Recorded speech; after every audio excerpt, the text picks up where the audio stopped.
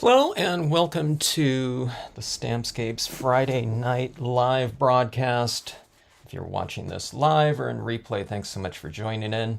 All right, so I had a lot of fun making this card yesterday. I love the look of it. I love the look of just reflection cards in general. I think they tend to look really 3D and they're really dynamic, easy to do. And you get that 3D look with doing very little, potentially, on this lower portion down here. Usually there's just a few images stamped out, usually in black ink, and that's all you have to do with it. Do it with the imagery from the top portion of this card reflected down there. So again, you don't have to do too much. And as a matter of fact, doing too much down here can obscure the reflections of above. So you keep it pretty simple. But okay, now on this card right here, there's not a lot of variation because I've just stamped everything in black ink. But one of the things I've done in the past to just kind of expand on this type of reflective area down here is to use white pigment ink to create some additional values in that surface. This one is just very, very mirrored, and I love the look, but sometimes you want to go for a little bit more depth. So on this piece of mirrored cardstock right here, silver mirrored, what I've done is I've applied some white brilliance ink on the surface, okay, and I went a little bit above this rock, and then I stamped the rock over the top of it, the boulders with lichen, in another brilliance ink. These two inks will dry on this type of surface just fine, but what I've done is I've wiped off with a paper towel that additional white ink that went, above this rock right here. You can't do the rock first and add white on, otherwise the white's just going to obscure the rock. So you put the white on first, then you stamp your imagery on top, and then where that white extends beyond the top of this right here, you just wipe it off with a paper towel. It's kind of like wiping off, it kind of starts smearing around a little bit, so you just kind of, you wipe it off a little bit, then you just go to a nice dry piece again, clean piece, then you wipe it off, and then you just keep doing that. You go over it like 3 or 4 times, and you can see where it's a little bit smeared on there. I don't really care about that part, but dries on here, applies, transfers on here just fine, dries just fine. But what you have to do is you have to spray seal it, and I spray sealed mine with a Krylon workable fixative, okay? It's a little bit of a lighter coating of a spray fixative, and I feel that it doesn't alter the mirrored surface of the rest of the foil quite as much as a thicker acrylic spray, even if the thicker ones are more glossy. Those ones are more matte, but I just find that it works the best for that. Okay, but this is what this will look like in this type of setting right here. It looks very three-dimensional, stands out against the background. I've already spray sealed this because I don't want to be going into this live stream and then say, okay, I gotta, I'll see you in 5 minutes. I'm going to go and spray seal this. So this has already been spray sealed down because what I want to do is I want to add in some extra shadow work into this rock right in here. And then we'll do our additional imagery up top here and some additional images in the reflective area too. But I wanted to take care of this one before I came on the stream. So just did this like 10 minutes ago, went out and spray sealed it. Spray seal it dries really fast. And also, we'll do this one right here with this really huge crescent moon from, these are the Deanna Tubb-Sedillo background papers. And what I've done, it's real similar to this one right here, this gigantic crescent moon. But this one right here, I thought, okay, well, we've shown what this will look like just in this kind of flat open area, but let's put it in a different setting with this shoreline right here. So this is the seaside cove in here. And what I've done is I've stamped out the image first, and then I've gone in to this area just with I used a Q-tip right here, and I've added in that extra kind of white lighting into those, whatever cresting waves of the, that foam or whatever spindrift coming off the waves like that, so that we have that. And then the shoreline up here, I don't want this to be as reflective. I want it to be a little bit reflective, like wet sand, getting that little bit of glare. But I want to stamp something else down here. I don't want it to be quite as reflective as the water itself. So I've applied this white ink down in here. with a cotton ball right in this area. And then I've spray sealed it because I want to come back over this again with some additional textures. All right, so a little bit of preliminary work on this live stream, something I should do more often, but I don't know, I just don't, because a lot of times I just kind of jump on and I kind of decide what I'm going to do, like whatever, like a minute before I come on a lot of times. And a lot of times I don't have, you know, kind of a firm idea of what I want to do. So hello, Patty and Froggy Fresh. Bill, good to see you. Linda, Candy, Cynthia, good to see you all. Thanks for joining in. I'm having so much fun with the reflection card last night. I wanted to do some more, and then I found this other large piece from Deanna's, so I thought, okay, let's go with something even more dynamic. But I love that look of it right in here. Okay, so what I've done is I've added in that white into this area, and right in here, because what I want to do is I want to add in some shadow work into here, okay? And I thought I better lock down that white before I go in and add in some additional black shadow work with like a cotton ball. So this has to be locked down, so we're kind of layering our, whatever our values and textures in here a little bit with the use of spray fixative, okay? All right, so again, that's what that looks like right here. Just some soft lighting in here, and we'll go in there and we'll kind of tweak these, and we'll brighten some areas up or lighten some areas up and darken up some areas. But I think that should give a little bit more of a, kind of value changes in that area, more indicative of, you know, textured water as opposed to just a straight mirrored one. This one will be is very much mirrored right here, but let's get started on this one right here. So if you just, seen me work on these papers for the first time tonight, these background papers are printed papers designed by Deanna Tubb-Sedillo, and they're really fun for scenic stamping. They're matte, and they will take pretty much any type of ink. I generally suggest going with something a little bit of a thicker style of ink. So kind of pigment-based ones are really thick, and they'll give you a really strong dark impression over these types of papers. It's a matte paper, but it does have this printer ink on here. Okay, so you're going to have to kind of penetrate that type of ink a little bit more if it's an absorbent ink, or in the case of pigment inks, they're a lot more surface oriented as opposed to, you know, staining of the surface. If you have a really good dye-based, nice dark black dye-based ink that's a little bit thicker, that'll work just fine too. Okay, so I thought that we would use the one of the nighttime cabins on here, and I thought that would make for reasonably dynamic composition. Okay, I'm going to have this kind of stamping. I'm not trying to get the whole image on here because this is going to represent the water line at the base of this card, so I'm stamping this a little bit off, okay?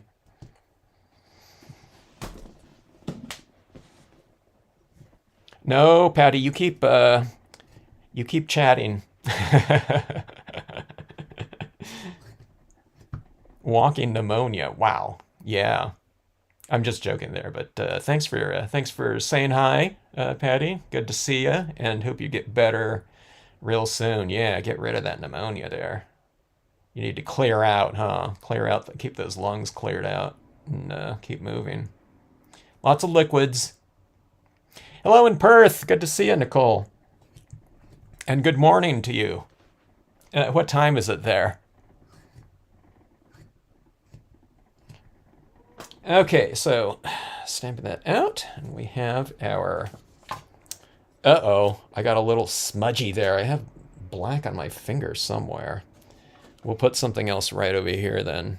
Good thing about scenic stamping, right?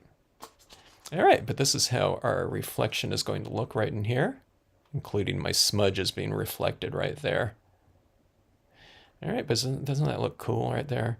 But do you see where this kind of foreground right here kind of really gives it a really good three-dimensional look? It looks like a little diorama or something. All right, so we have that. We'll do some coloring on here too. Here, let me put a little bit more of this impression down here. About like so. I'm going to be oscillating back and forth between the two scenes, I think, as I work on them. Like this one right here, this ink will start drying on here, but while it's drying, I'll start working on the other one, or I'll work on the lower half of it, one thing or another. All right, so again, that's out of the nighttime cabins set. Okay, let's take a look at this. Every time I stamp something out, I kind of want to get the gist of it, how that's looking in this whatever context right here, with that reflection in there, okay?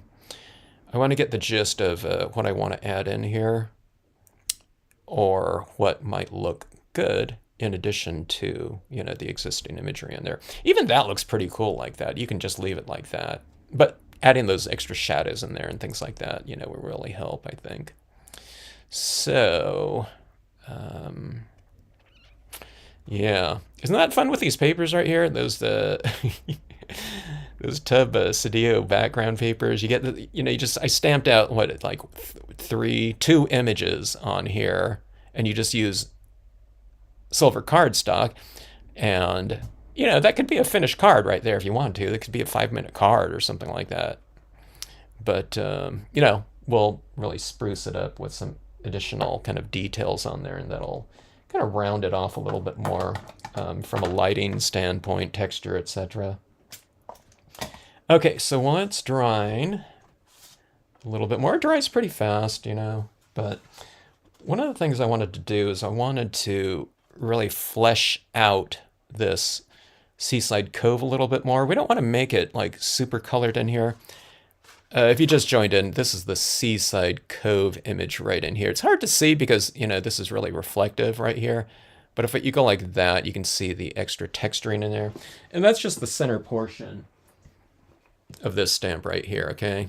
And I stamped it out in Stays on ink up here. And then this white kind of blending and lighting on there. That's what the Brilliance white pigment ink. That white Brilliant, and then this has been spray sealed. So what I'm going to do, when I found out that it works out pretty good, unless I knew this before and I just forgot, but recently, I think maybe it was this week, I found out that, kind of toning in over the top of this Brilliance ink, even if it hasn't been spray sealed, I was able to do it a little bit in the videos, I think, from this week.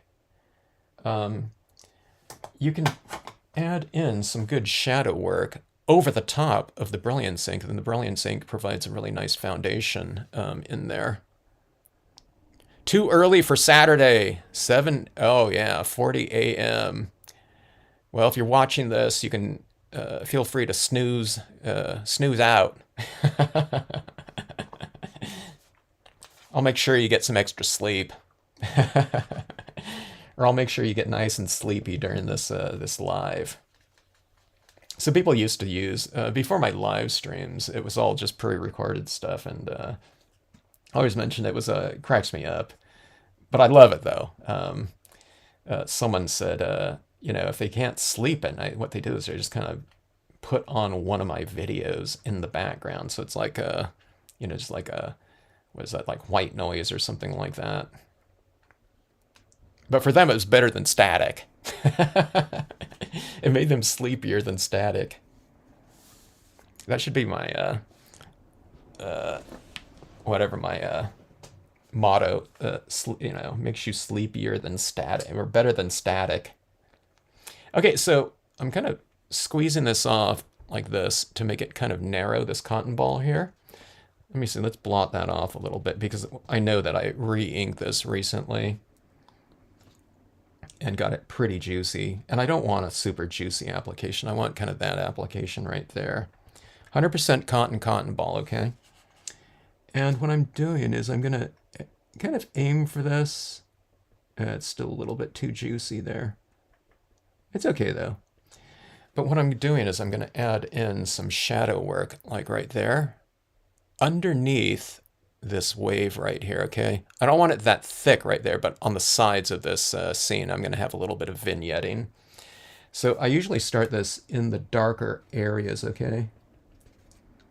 And I work into the lighter areas, because the wetter the application, the more ink you're going to be transferring.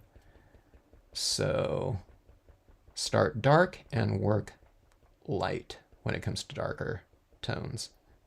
When you're doing highlighting, it's the opposite. You start in the lighter area with the white ink, and then you work into the darker tones, the drier that gets. So now see, this got that dark out there, but if I want to, you know, I can spray seal this and I can go back over it with a little bit of white if I go too dark. It's not a problem. You can work in layers here.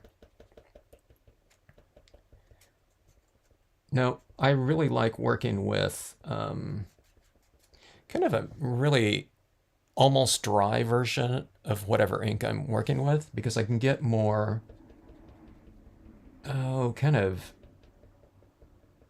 what's the word? I can achieve more subtlety, okay, by applying a much lighter application of the ink. But if I want it to go darker, you know, I can just add more I can hit it more with the repetitive taps like this. Okay, so this is like ideal right now. It's getting really dry, but look at that subtle variation in there. It looks like this nice silvery, well, I am working on silver, but see, it looks like that now. So you can get nice subtle variations on here, okay? Now, if you just joined in, I locked down my white pigment ink with spray sealant, a spray fixative, before I started this video. So if I was going into this white ink right here, whether it was dry or wet, before applying this, I would just be picking up some of that white onto this, and this one wouldn't be transferring on there. I'd probably be lifting off more than I'm applying, because if I'm going dry into wet, the wet comes off, okay, more than transferring of this ink onto it, okay? All right, so let's kind of make this a little bit more narrow. So I'm squeezing this off a little bit more because I need to get underneath this wave in here a little bit more now. And it's a more distant wave, so it's like, it's thinner, okay? Maybe a cotton ball would be more effective, but I can get a lot more coverage using this, so I'm just going to try to use this right here. I don't know, hopefully you can see that in there, like that. See that black right in there? Like about like so. And when I'm tapping this, I need to be careful that I'm not kind of tapping into that little narrow white there too. So I'm being a little bit conservative by going lower than that white right there, that white, cresting wave. And then I'm kind of tapping, and then I'm moving it up into it, okay? And this is where the really dry brush style of application comes into play, where you don't have too much ink on. It's not a brush, but, kind of that idea right there. Okay, when I tap this around, there's still quite a bit of black ink in this, so I need to be careful about that again. Now, in some of these areas, I don't think I'm going to be able to get too narrow with this cotton ball, so you might be able to come in here underneath these waves with like an alcohol ink pen, like a gray or black or something like that, or you can blend in a little bit. Hello, Cheryl. Let me see. Did I say hello to Froggy? I think I did. Christine, good to see you.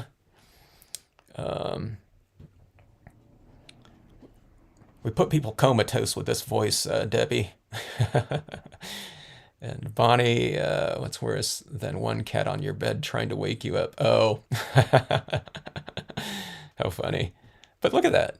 Isn't that cool like that? And then, of course, it's on silver paper like that. So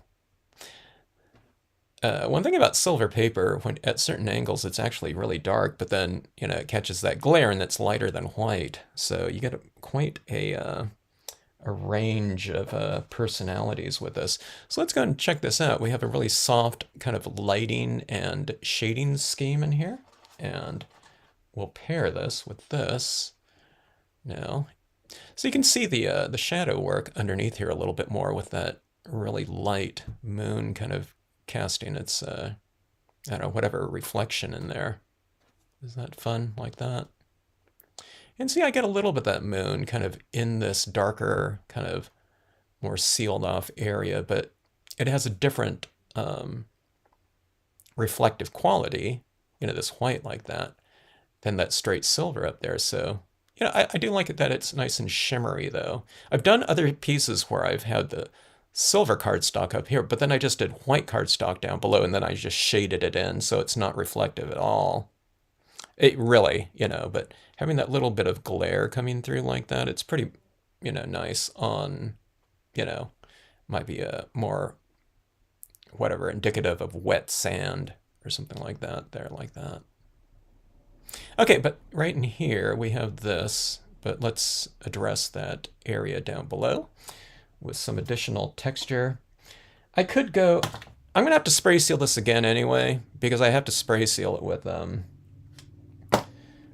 spray fixative to affix the black ink that I've just applied. But I think I'm just going to use a StazOn for this little rocky texture over the top of this, okay?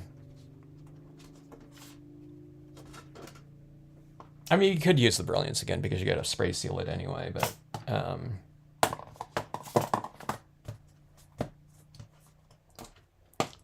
I just like the idea of these rocks kind of just being affixed down there already without the spray sealing. Okay, so you can see that right here. I'm kind of going darker in the darker areas, so at its wettest point, darker impression, and we'll add it in the dark. And then as I add each impression, it's getting drier on here because there's less of the ink, and I move it into that lighter area. But we'll leave this kind of light like that as is. And I'll show you what I'll add in here. I haven't used them in a while, but we'll add the baby sea turtles, I think. All right, so see those textures are like that. Let me see. There we go. You can see it more like that. And I'll take a look and see how it's going to look here. Like that. See it's texturing down here? I think that's really fun looking like that. And again, it differentiates, the sandy shoreline or rocky shoreline from the rest of the area up there, okay? But you get that, kind of reflection kind of showing through within this space right in here. All right.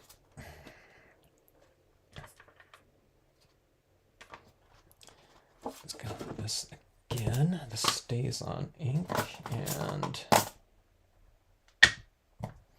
all right, I just cleaned off a couple of my acrylic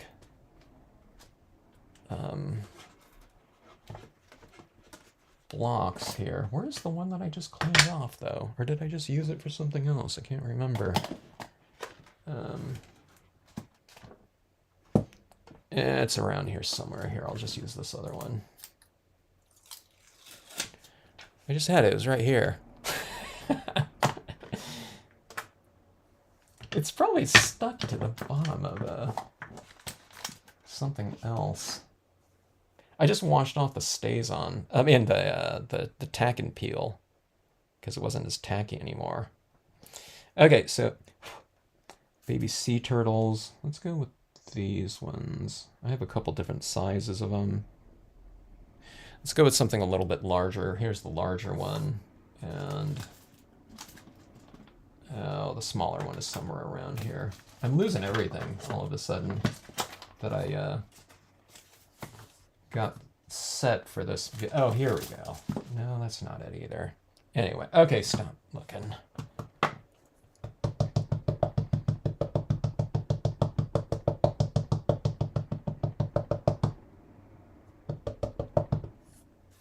All right, baby sea turtles. These ones are kind of going off in that direction. Or wait, let me see. Are they going this way? I'll go like this.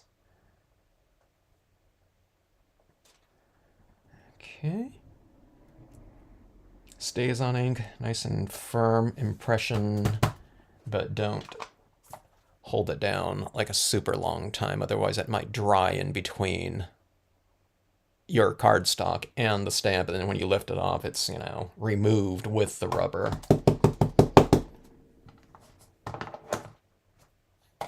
And you're not supposed to use stays on like clear stamps, right? Has anyone done that before, though? Like, what happens? Does it just not come off of the clear stamp material? Or does it dissolve it or something like that? And there we go with the baby sea turtles on there. All right. That. I wasn't quite sure what I was going to do up on the horizon with these turtles. I tend to go for a little bit tropical. Maybe we'll do that again here. So, let me see. Let me grab that stamp.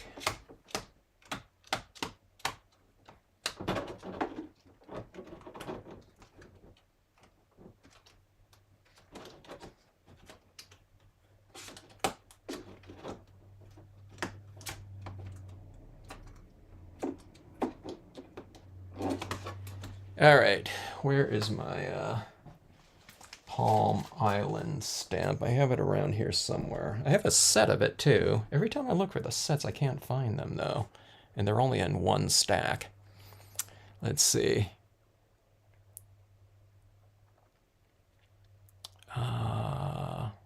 Metallic test papers. I do love the metallics too. Will it have a whale? It could have a whale. Froggy Fresh. I don't know. It could be. It depends how opaque it would be. All right, let me look for that island again here.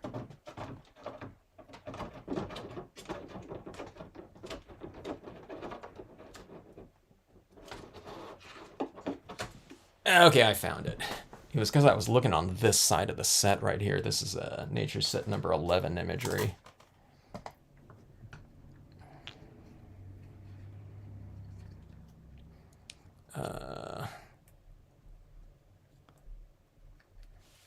Did I say hello to Caroline?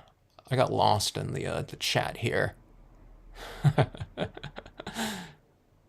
If I missed someone, hello to you. Oh, Blue Knight, yeah, yeah. Which ones did you get, Christine? Did you get all of them? So I'm using, I think these ones that I'm using now were from the first, I don't know, couple releases or something like that. I'm not sure. Okay, let's see. Okay, let's go for the Brilliance ink on this one right here, because I'm going to stamp this right on this.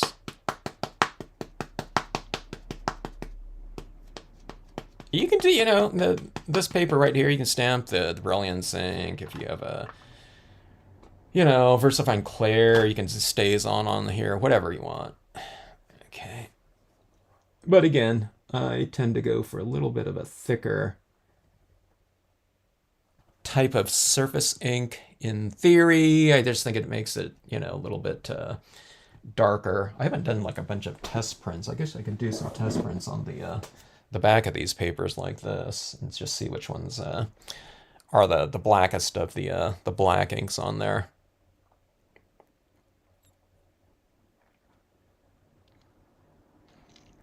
Let's see. It comes off easy. Stays on. Oh, the stays on the metallics there, Joni.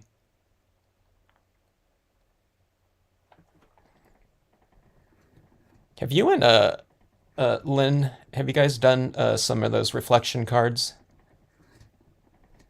We'll have to do some like metallic over metallic sometime, where the things are, kind of reflecting back into each other. Stays on polymer stamps. Okay, but you cannot use stays on cleaner. Oh!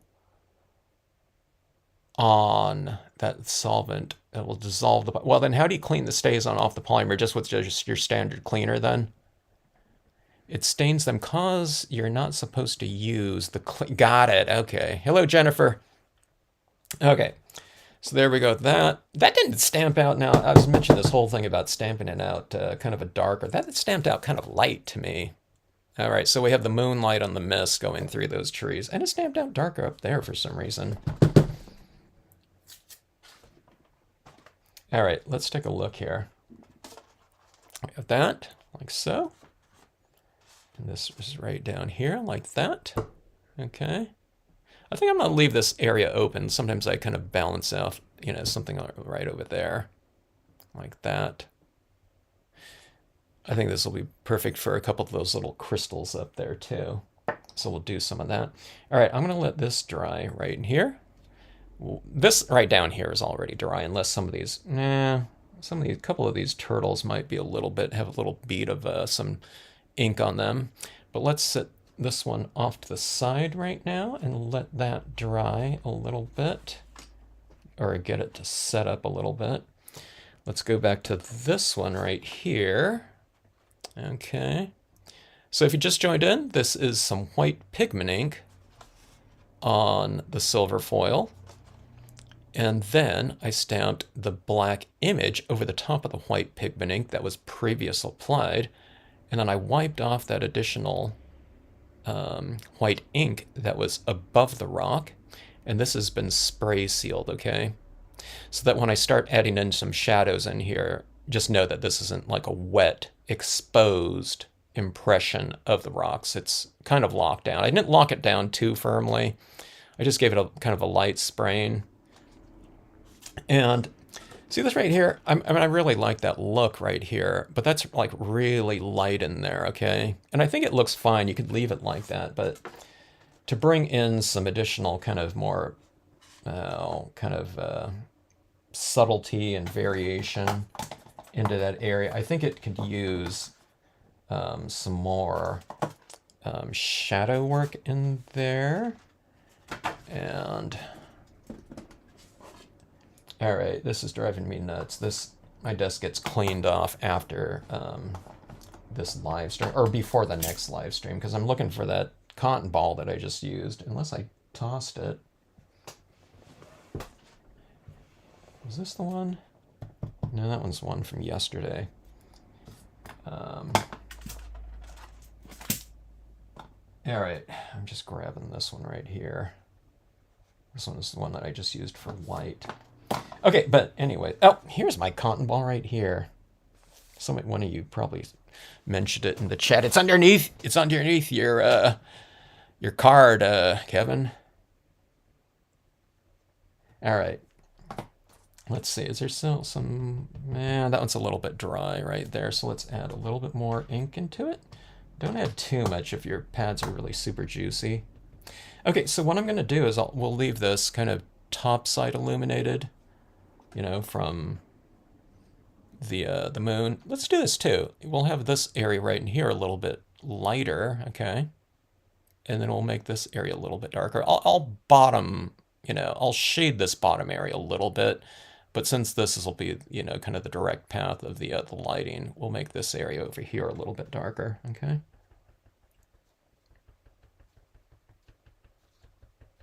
Now, again, this is where kind of spray sealing this comes into play, because if I'm doing this over the top of wet ink or dry ink on this silver right here, the white ink would be coming off and I'd be completely smearing the black ink, even if it was dry. So you lock it down with the sealant, okay?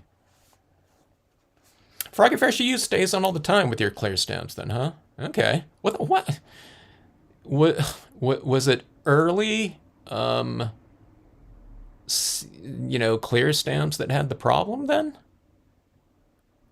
Or after you use stays on them, does it affect the usage of like a dye-based ink on them afterwards? Or do you just clean them off and you don't have to worry about it?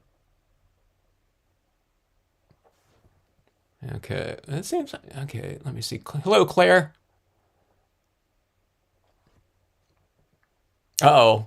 3, 4, and 5. That sounds like some fun, though. I miss those days.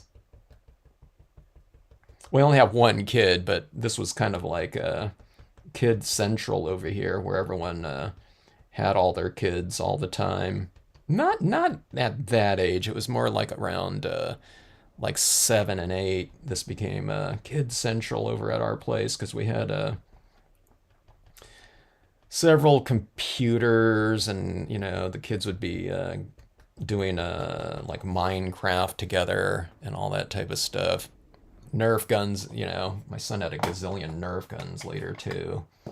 So they'd play Minecraft and then they'd go upstairs, and it was Nerf City, and all that going on here, like all the time, every weekend for sure, but many times like after school, like, during the week sometime, and until those other kids' parents came home. All right, but see this right here? Look at that lighting on those rocks now. Doesn't that look better like that? All right. I geek out a little bit seeing that type of thing because I love that look right there. Okay, now let's do a little bit of shading in here too. These, like everything, these trees are like super light right now, okay? And I did it for a reason, is so you can go in and color these whatever color you want to. But in this setting right here, we're going to match this type of, tone in here a little bit more. So we'll go a little bit darker in here. Light is coming from right here, so I'll right side shade this tree, okay, or these trees like that. Remember, it's like super dry on this cotton ball, so like a few taps and it's like a 5% gray, if that, it's really, really dry, so it really gives you a lot of control. You can also do your toning in if you want to. You can do it with colored pencils or something like that instead. Let's see. Oh, I thought Claire was like a super, super fast typer there. But that's the same thing. Is everyone getting this too? Is this a, are we getting spammed here? I think we're getting spammed. If someone is able to kind of mute them, I don't know, please do so. Let's see, 6 sets, 1 each of the 3. Oh, okay, got it. They sure are fun. They sure make for some fast cards like this. Okay, so this right here was toned from the right side to the left, leaving the left side a little bit lighter. This one right here will go from the left to right like this, and I'm retaining some of the light on some of that right there, but kind of bottom side, toning this in right here. And we'll get a little bit of a shade in back of the cabin, making the cabin kind of stand out a little bit more. I don't want it like too dark.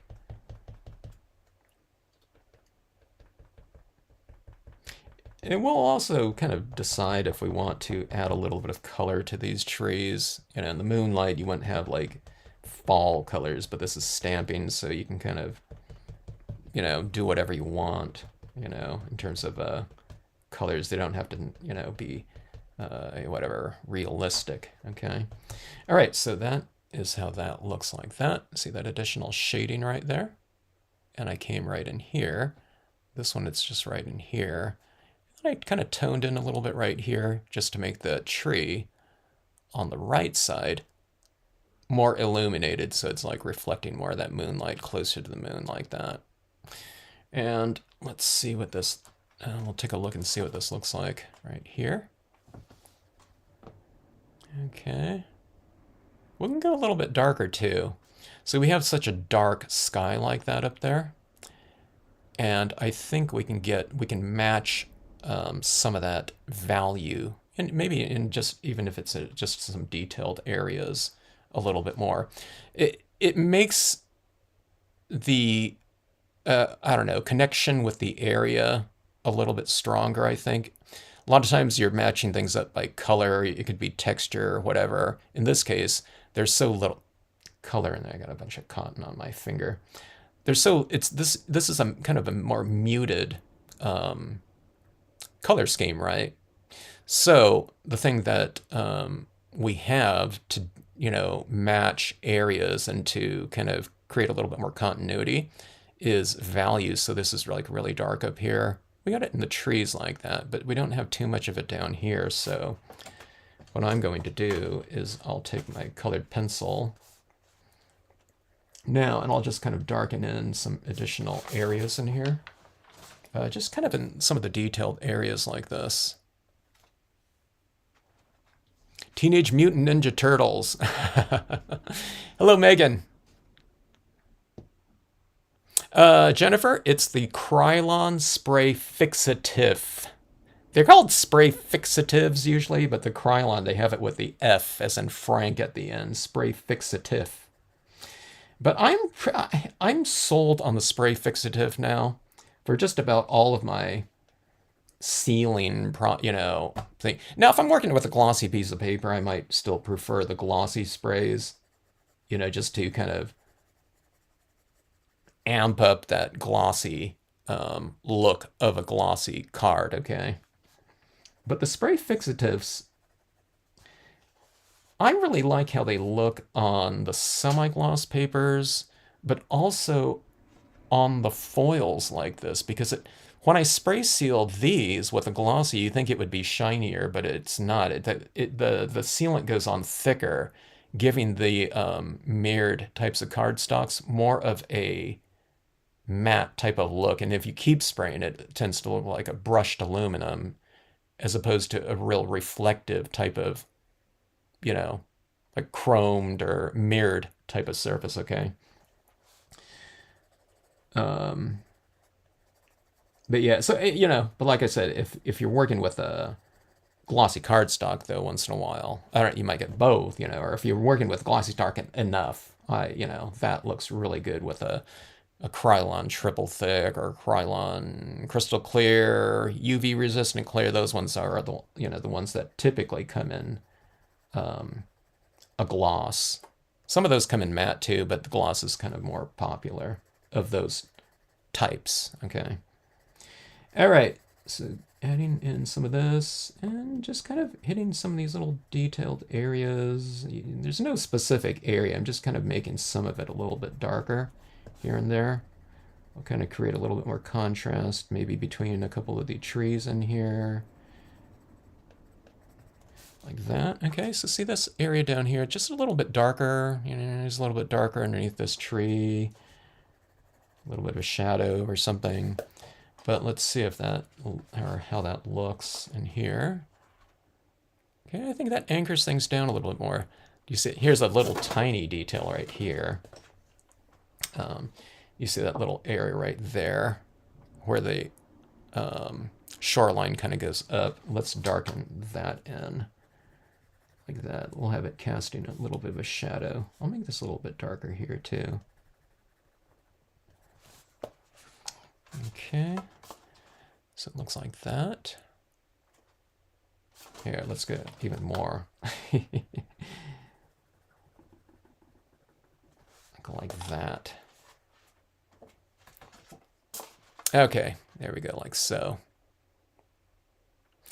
All right, we have some areas right in here for some additional imagery, I think. Hello, Allison.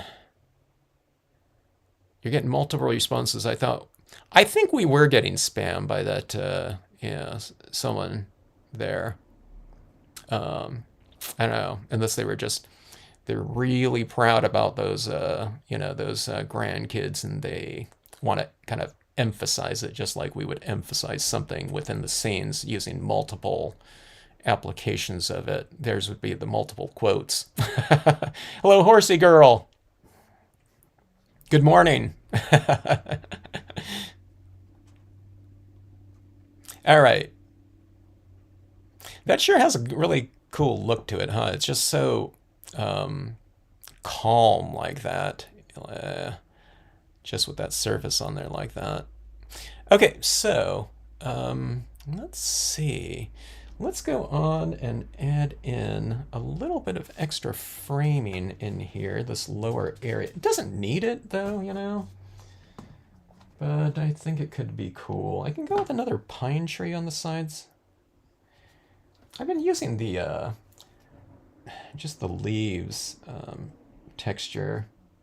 I think I'm going to do that again. Let's go for the stays on. If I don't hit this with too much more sheet, I don't know. There's very little sealant that I need to put down on here. So let's go with the stays on again with this.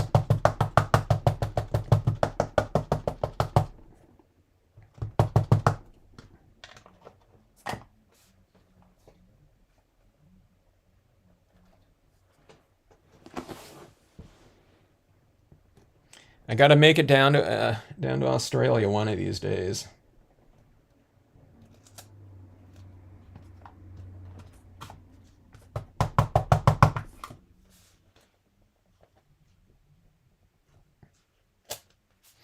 All right, see that right there. Coming in from the sides like that. And we'll do it again right over here. And see, sometimes when I wiped off that white ink above the rock after I stamped it out, you know, it is a little bit fuzzy up there with some of the additional white ink, you know, that I didn't quite get. You can kind of see it there. So kind of obscuring some of that with this additional imagery, you know, can be a good idea. I don't know, that little additional kind of smear of white above that rock, it really doesn't bother me, but if I can get rid of some of it or obscure it a little bit with some easy process that also kind of contributes to the overall look, then it's, you know, it's a good thing to do. Okay, but that's the bottom scene right there, and how it looks coupled with the top scene is like this right here, okay? So a little bit of extra depth up here using the whatever you want to stamp right around in there, okay?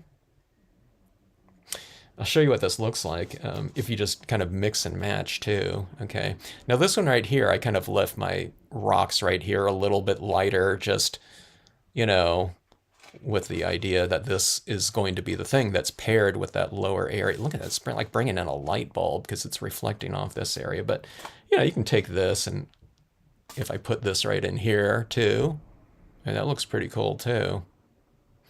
Or, like, here's this one that's going with this, you know, the turtles down here. But, you know, I mean, you could put this right here. You'd have some baby sea turtles, you know, kind of hatching around, you know, whatever, you know, civilization.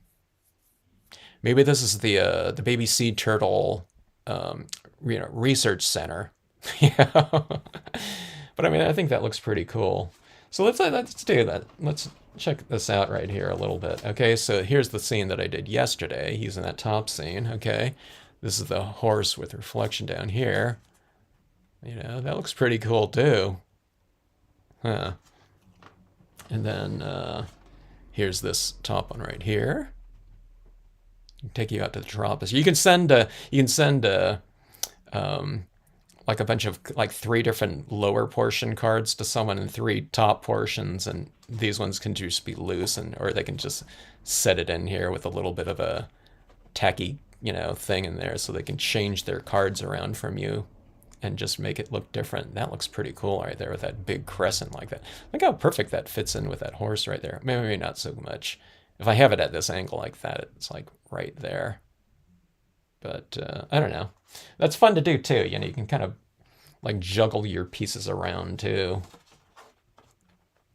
Or what you do is you just have this lower section sent to someone, and then you just send them the top portions that they can, you know, put right over, and you say, hey, that's your new card for this year, and you only have to do the top part.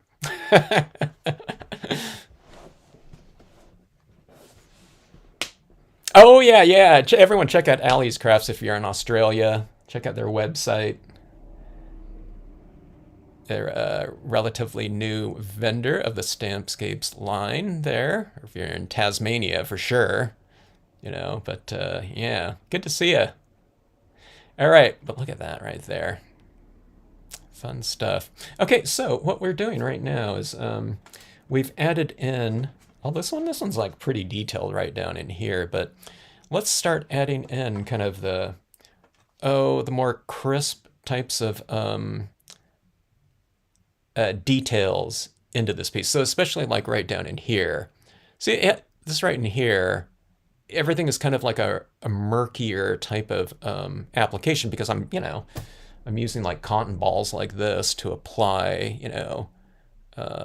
shadows in there, and I'm applying cotton ball additions of white pigment ink in those waves like that. So let's add in some crisp little types of effects or detailed areas, detailed touches, to just kind of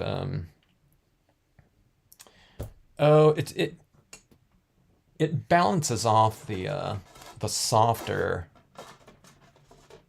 texturing that currently exists.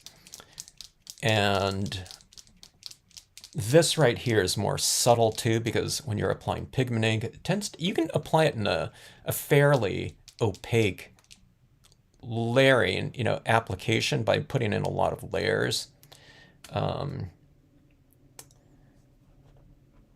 But something like acrylic pens are much more opaque, okay? So you can get that, you can really expand on the range of values in your pieces. It might just be little dots or something like that, but they are, getting much closer to white than anything you can usually do with white pigment ink, okay? All right, but here we go. So around the tops of the waves right here, we're adding in some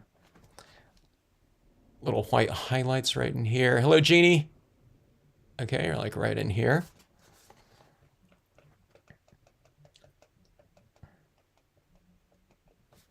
What I always say is you just kind of go overboard with some of your applications. On this one right here, I don't want to go too overboard though, because it's it's kind of a somber looking, kind of, I don't know, a kind of appearance right here. Hopefully somber and dramatic, that dramatic moment of, baby sea turtles or something like that. But see that right here, that really stands out like that. Okay, now that's standing out because it's against, I'm showing it to you like in its darkest incarnation. This is like black right here, okay? But it's not going to look like that. So because I have this lighter area now reflecting down in here, so that white isn't as quite as stark looking as like that, okay? It's because we're looking at it like this. All right. But I need to take a look at it periodically to see what see what the end result is going to look like. It's one of those moments, when you're doing some sort of application, and usually, we're working on a card, and what we see is what we get, But then this one, it's in this relationship with this top portion, so you kind of have to kind of periodically, put those two pieces together just so you can see kind of what's happening, kind of, with where it will be in the end result. Okay, so as it moves out here, it's getting a little bit darker, so I'm doing a little bit of a lighter, sparser application of the white here. Let's have some of these splashes kind of going above the waves, keeping it nice and loose. I thought about doing some splatter painting on here, but I thought, let's keep it a little bit more controlled with the paint pen here. Okay, so we're going to have it a little bit lighter in here too, so I'll go with a few more dots kind of in the center area, and then out here on the sides I'll just do like a couple. We can still add some more in there, but I'll just start off with that, like that. So see how this kind of dissipates? It's a little bit heavier concentrations of like light in here. Let me see, I don't like that right there. It's a little bit clustered. Let's transition it a little bit more.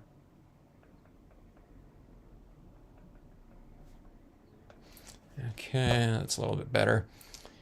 But anyways, a little bit heavier out here, and then as you move out to the side like that, those dots get a little bit sparser, but again, that really stands out. It's a little bit too strong, but again, it's going to be like this, okay? So now you see these little specular light highlights in there. And they just kind of like, you know, it gives it a little bit more shimmer.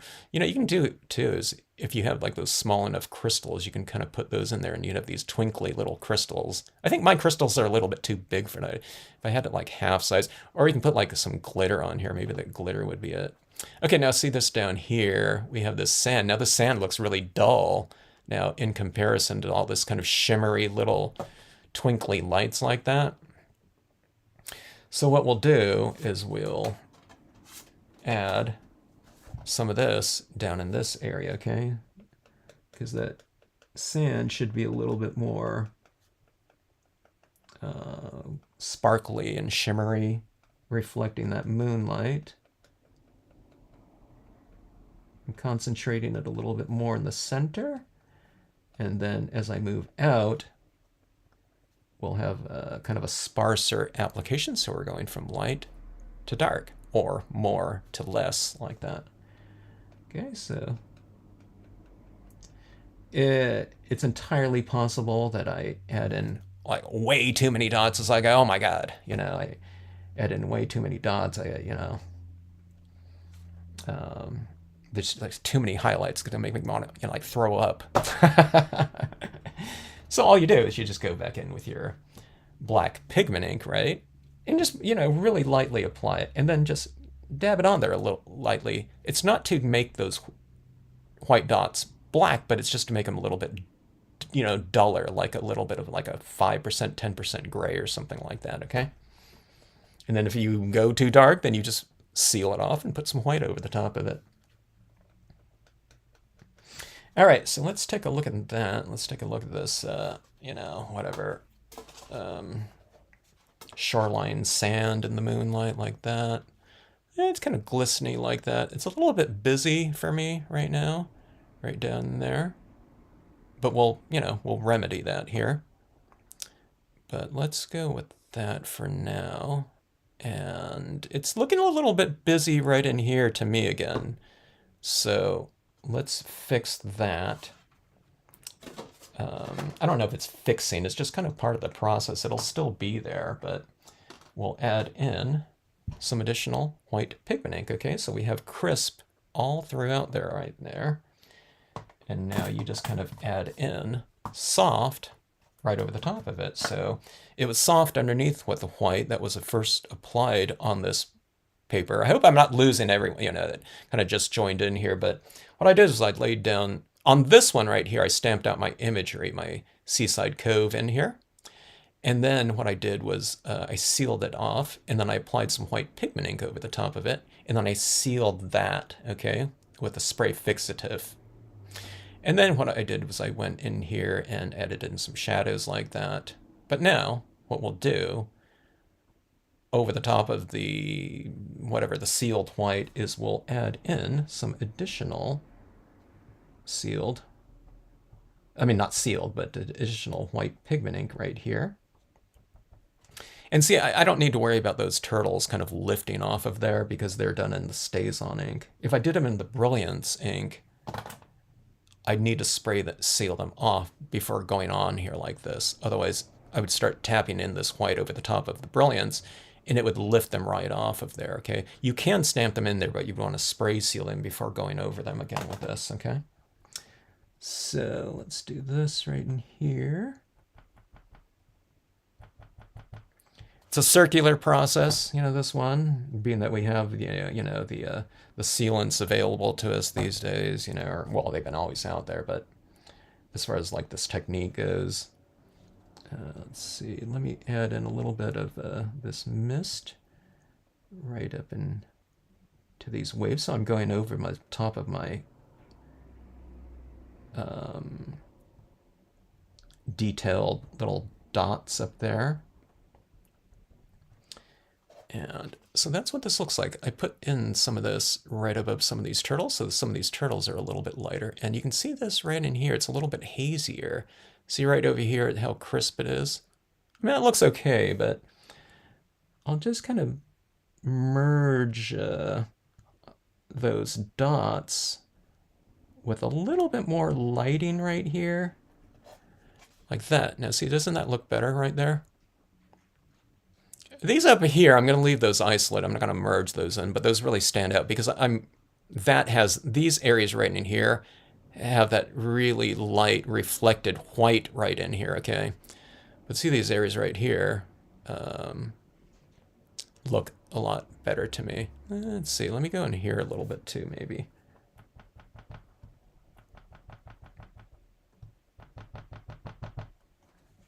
Okay, so let's take a look again. All right, so there like that. I think this area looks a little bit better anyway. It's like a little bit more illuminated. I'm getting a little bit of a harsh edge right here.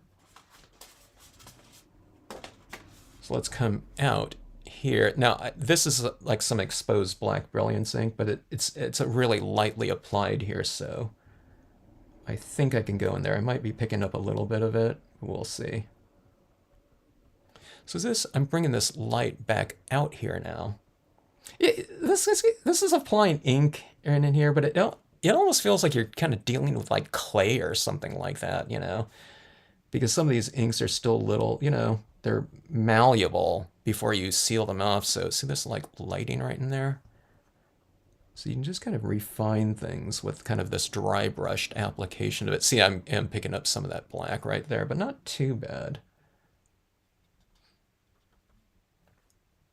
Maybe what's happened is that black ink was applied over the top of the spray fixative. The spray fixative has a little bit of texture to it, so maybe it's sticking to the spray fixative, the black ink, before sealing it off, better than applying the black ink on just bare silver cardstock, you know, that's completely smooth. So I don't know, that might be what's going on there, because that seemed like it went on really, really easy.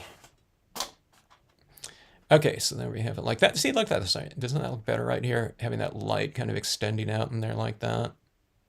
It kind of almost has like a warm tone to it too for some reason. I don't know. Maybe the brilliance ink has a little bit of warm white to it. But see, you have these like little specular lights kind of like that. They could be reflecting some of the starlight too or something. You have that similar type of texturing of these little dots as the stars up above like that, okay? Now see, this is where my image right here didn't stamp out as dark as I would have preferred. But so it's light over here and it's like light down below like that. So I think it looks fine like that, but when something like that happens, I mean, if you have a stamp position, you just stamp it again. But I don't, so I'm just going to roll with that, and we'll add in like this kind of cloudy. I might have to re-ink my white. There we go, like that. See this way?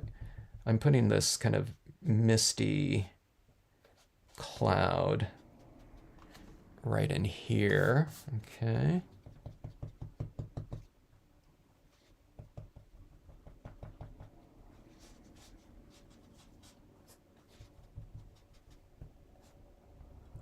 And we'll just make this a little bit lighter, like that.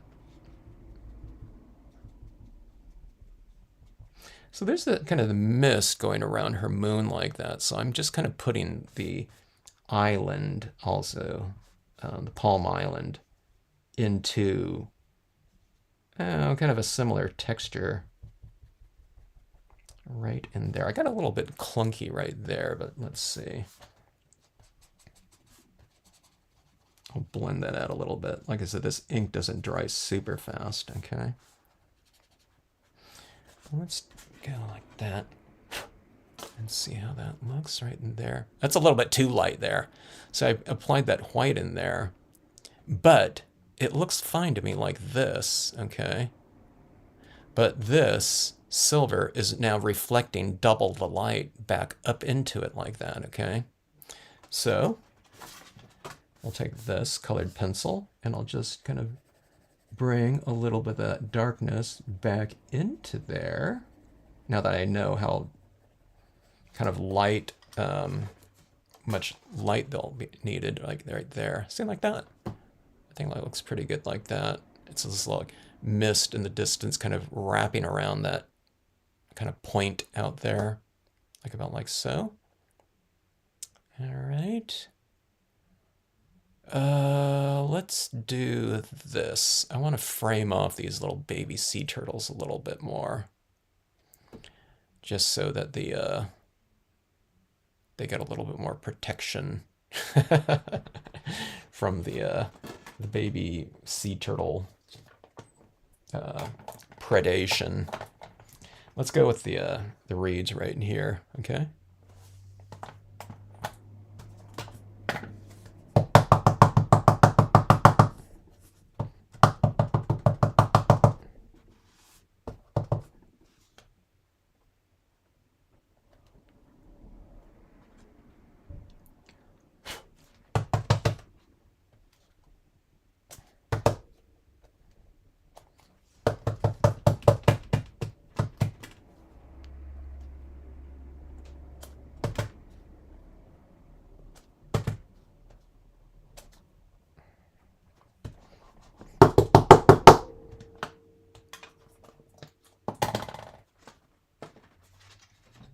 All right, so this is what this looks like down here now. A little bit of extra depth and kind of compositional framing like that. This looks really bizarre like this. It's kind of cool though, just this lower portion. You can stamp out some kind of like word stamp on this silver up here, in white, and it would be just, you can have that as a card. But there we go. Look at that. Those reeds, I think, look pretty good right there. It also kind of gives it, kind of that thing. As a viewer, we're kind of looking into these scenes as if we're kind of there, I don't know, whatever, on a subconscious level or something.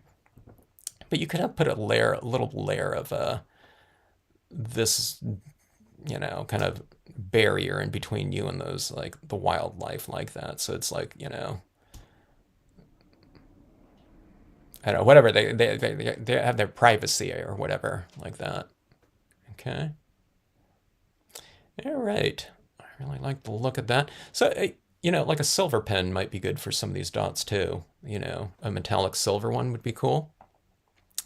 If I had a bucket list, Australia would be on it. Oh, too bad about that Alaskan cruise there, Bill. Get better, Bill.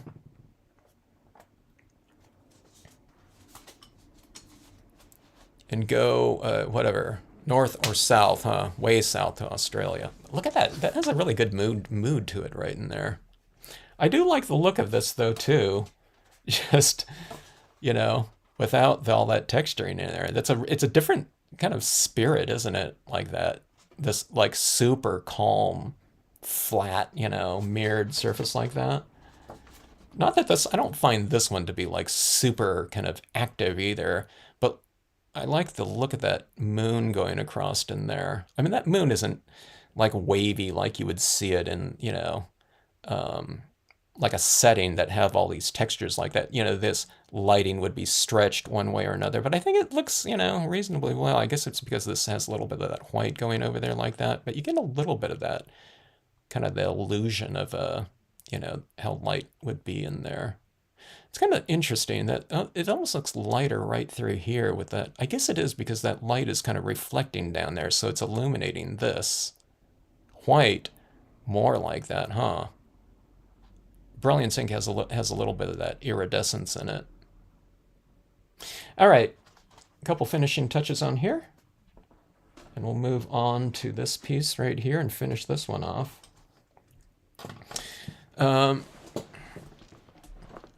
Froggy Fresh, do a railroad reflection card. Maybe like a train, like a side view, and it would be reflecting down in that water. It'd be cool if you can add like some kind of light in a train, like an LED or something like that. And then it would be reflecting down in that water down below. So, you know, if someone goes through the kind of like the trouble of adding in like LEDs into things, it would be doubled in a mirrored type of setting. All right, so let's see here. Let's get to a couple of these. I won't go too extreme with this. I added in a few more stars last night, but let's just go with a like 2, and how about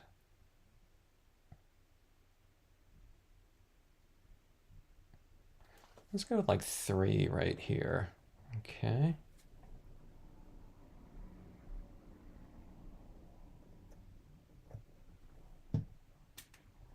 And we'll just go with some small ones here. Hey, Froggy Fresh, do you have any train projects underway?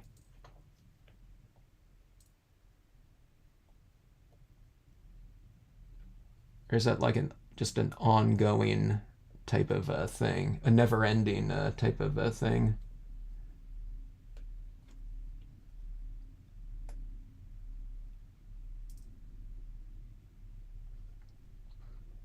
There's a model railroad museum here in San Diego in Balboa Park.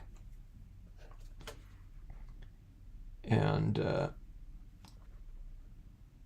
it's occurred to me, I got a little glue on the top of that one right there, but there's a couple little twinkly lights in there. It occurred to me that these guys in there were probably, I don't know, lifelong model railroad enthusiasts. And, you know, you have a limited amount of space at home, so, you know, when they get run out of space at home, they can go and, you know, be like a volunteer, you know, person working at the Model Railroad Museum. They have so much extra space in there now.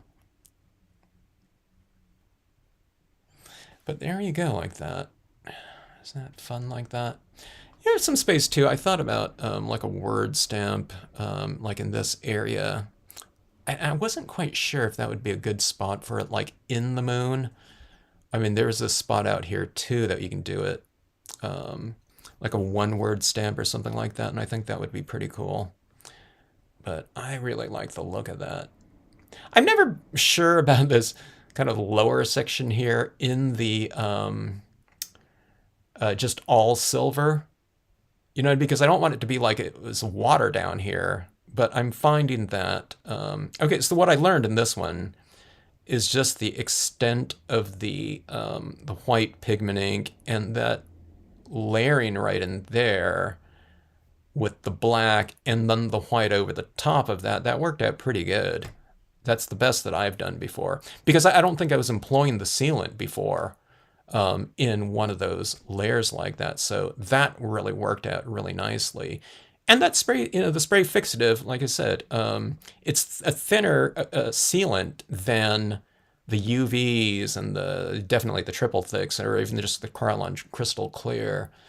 Because when I do that, I mean, you can cover this area up here with, you know, so that you're not overspraying it though. But sometimes, you know, if you do that, you can see this line where it's like kind of more of a matte finish on it with those thicker sealants. But the spray fixative though, I don't know, that's really helping out, and I don't know, it's taking care of a lot of the problems that, you know, I had before. So I just never thought to use it because it's a matte spray. So I figured if I spray the matte spray on top of this mirrored surface, it's going to look even more matte than the glossy ones. But it doesn't, because I think it's just so much thinner of a sealant with less acrylic in there, but enough to you know, tack everything down like that. All right. Anyway, let's get to this one right here. All right.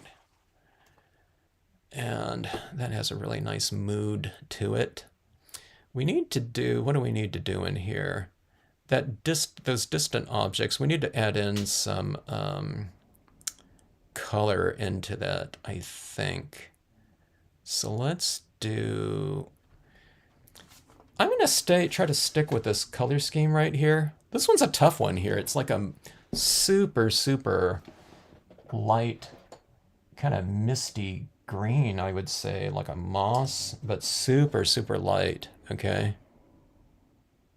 So I think I think it best if I stick with that color scheme right here. I don't have that type of color though in my colored pencils, so I'll just try to create it here or get some close version of it. I think that these colors right here, maybe in a very light version, would be decent enough of a match for that kind of, aqua green or something like that.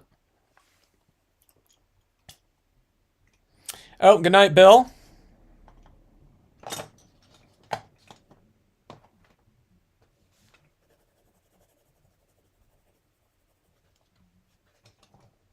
We're gonna have to jump on earlier for earlier lives for Bill.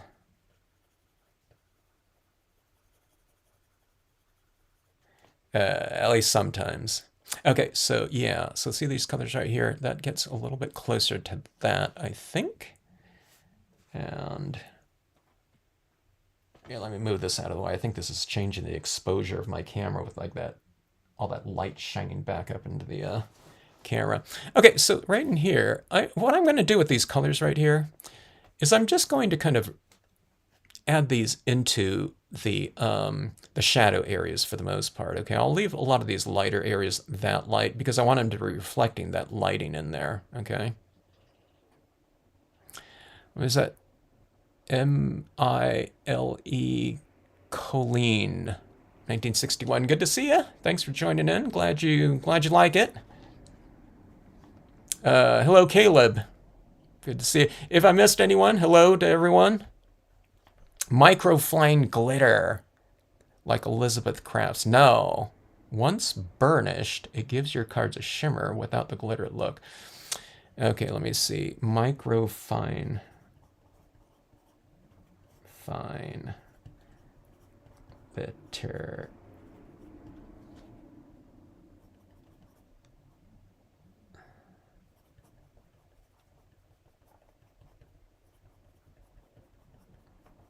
Okay, I won't throw this one away here. I'm writing it down because when these live streams get over with, I have a really bad memory anyway. And I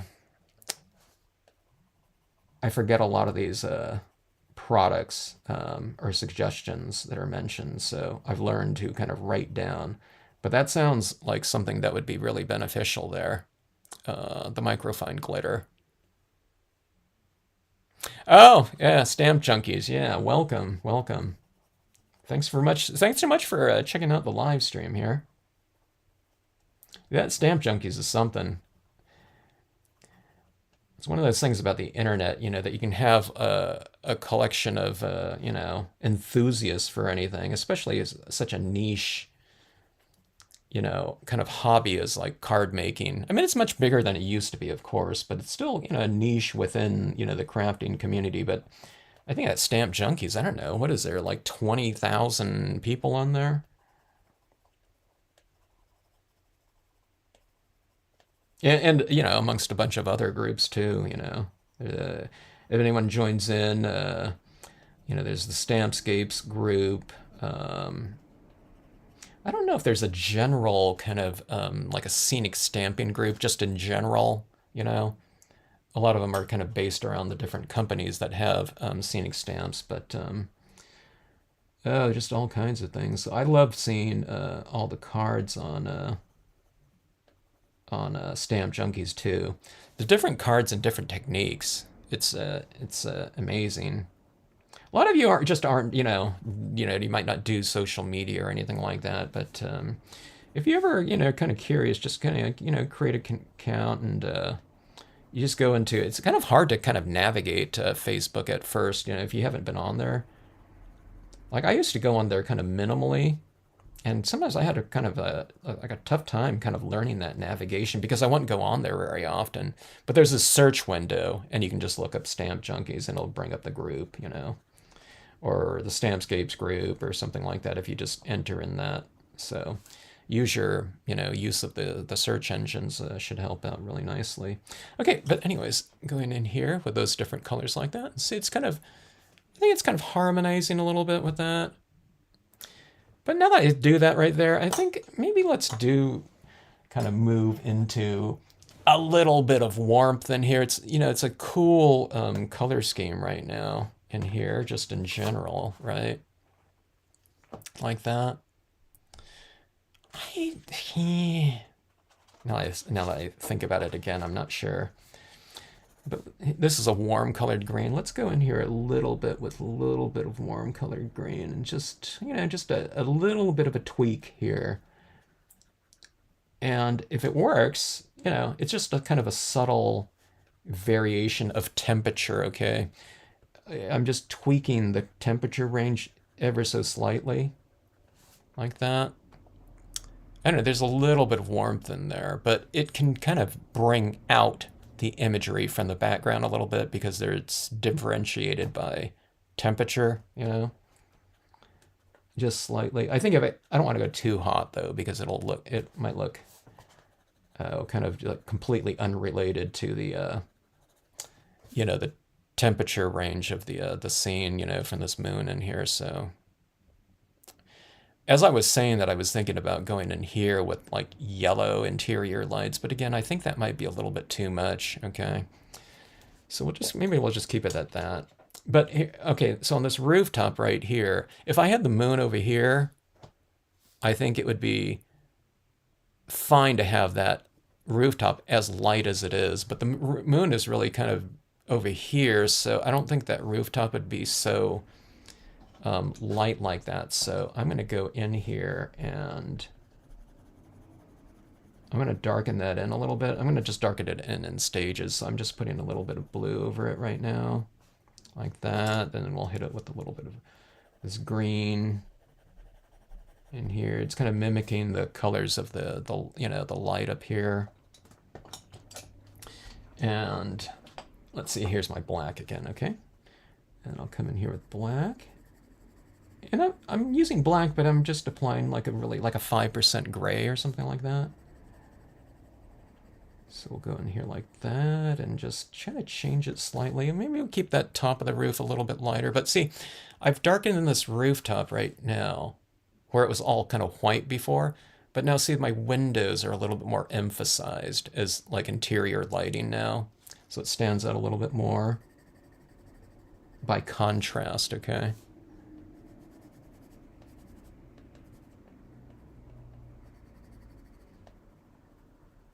All right, so just a little tweak like that.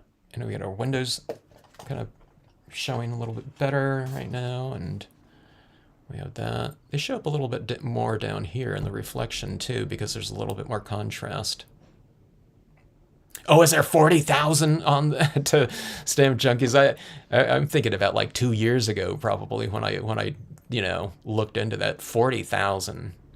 We're 40,000 stampers strong, junkies strong.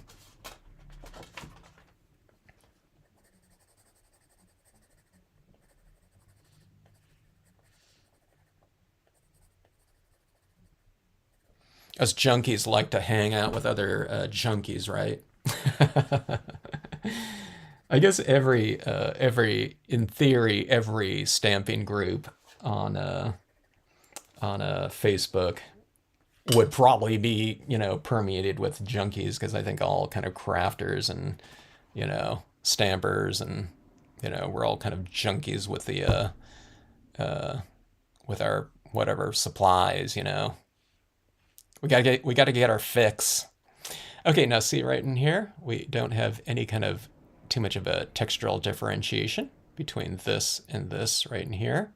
Okay, so let's go in and add a little bit of extra texture, just as something to reflect off of those, or not reflect, but to stand out against that reflection. So I like putting in these rocks again, these textured tiny rock stamps, and I use it more as texture, kind of repeating that and going from darker impressions to lighter ones like that. Okay, so we have that right in, I don't know if, let's see if I can get an angle where you can see it. It's tough. I don't know if you can see it a little bit right in there. It's kind of like adding in the shallows too, right next to those, you know, whatever, shoreline land masses like that, okay? I added some right in there like that. But see these little rocks in here, you can see it on the surface of the water a little bit more now. Oh, okay, I was being conservative here. Let's go more here. I'll add a couple dark ones in here. And then let's do this right down in here too. I'll add it on this near shoreline as well, okay? All right, let's take a look at that. Let's see. All right. Yeah, so see, there's rocks are right in there like that, which are kind of nice because it creates a little bit more of a three-dimensional effect if you have like these rocks in here, or these objects right in here, in front of those reflected images. It creates a little bit more movement in this space. I don't want to go in here because I'm going to say that this area in the center is a little bit deeper, you know, where this area right, oh, okay, you can see where I've added all those rocks right in there. But see that? See those rocks right in there? Kind of, you know, they're raised above that reflection in there. So that reflection kind of, I think it's even more effective by having in, you know, adding in those little objects to, I don't know, whatever, it's like standing apart from the objects in the reflection like that. So it creates a little bit more movement like that, which is one of the fun things about these reflection cards. You get that movement against those reflected areas. So in this case, you know, you have these trees like that above the moon like that. It just depends on what the angle you're kind of viewing it at. All right, so this area right in here is ripe for like a little figure. I do like it just as is, though. I'm thinking about if I put a deer right here, I do like having like a deer or something like that standing right there against that moonlight right there. I've done that a gazillion times, though. So maybe I'll just leave it like that. Okay. Now we have this area up here in the sky, too. And I think that would be a really good area for like a reversed out text, something like that. I have this one that says Moonlight or something like that, or a quote about the moon, or you can hand write something in there with a white paint pen. That would be kind of interesting too. But, you know, I'm on this kind of this crystal thing too, this old crystal click. I'm going to leave this open right in here a little bit. I think I'm going to add in a couple of these little clear crystals in here though anyway, up top here. But I'll leave room in case I want to add in like a quote stamp later. It might look kind of empty up here, but I want to kind of sleep on this one and decide if I want to add in, you know, like a word stamp in here later. Okay, let's see here. Put a pretty good dollop of that white paint in there. When I was adding in kind of like these tiny little crystals before, I'd add in like a little bit of a crystal. I'd add in a dot of glue that was the size of the crystal, but then I thought later on I wasn't adding enough glue. So sometimes, like later on, I do it like if you just touch it or something like that, the crystal would fall off. Okay, so I had a pretty good little dollop of it. And that, you know, I mean, when it dries, it really kind of, whatever, evaporates, you know, that water in there. So it's not this like big, like pop-up dot of glue or something like that in there when it dries.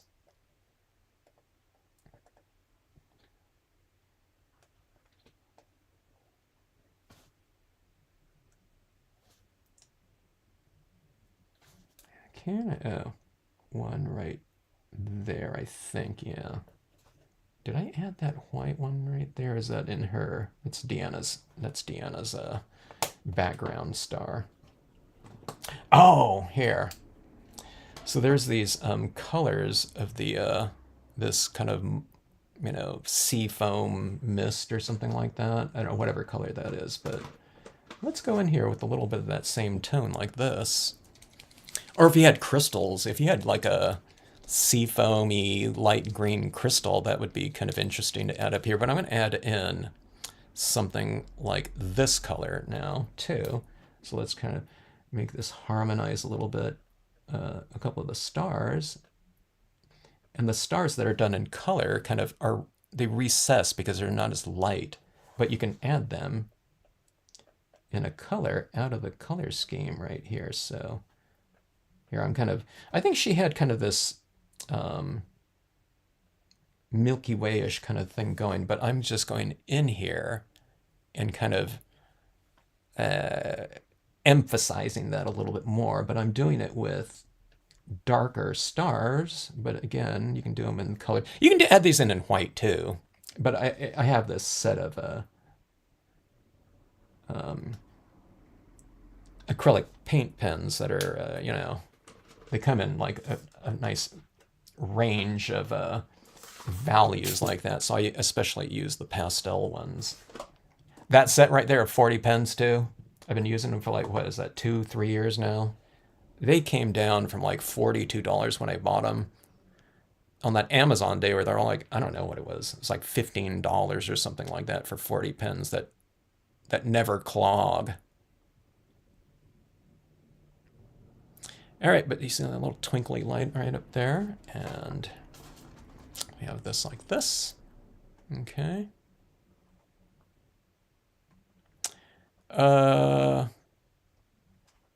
This cabin right here is for rent on what is that? What's that website out there where you can rent like people's houses and stuff? I forgot what it's called. Okay. Here, I didn't think about this too, but let's add in some additional, a little bit more shimmery light right in this area. I think that rock looks fine, but you know, we're here, and I tend to not go back to this later on. Sometimes I work on pieces a little bit more. I'll tweak them a little bit more, but usually I don't. So I want to just get this while I'm working on this one right here. Let's add in a little bit more kind of highlighting and value texture into this rock, just with some little sharp little whatever dots of paint like this. Hopefully you can see that right here. So it's kind of transitioning a little bit from lighter to darker right down here, just because I don't use it. I guess you'd do this in like a gray or something like that if you had it. I don't know if they have like a light gray in this pack though. They have silver, which sometimes has fooled me thinking it's gray, but it's silver. Okay, then we have that like that. Yeah, look at that right there. Those rocks, I mean, they look a little bit more illuminated as far as like light direction goes. Like the tops of the rocks are a little bit lighter like that. Okay. All right.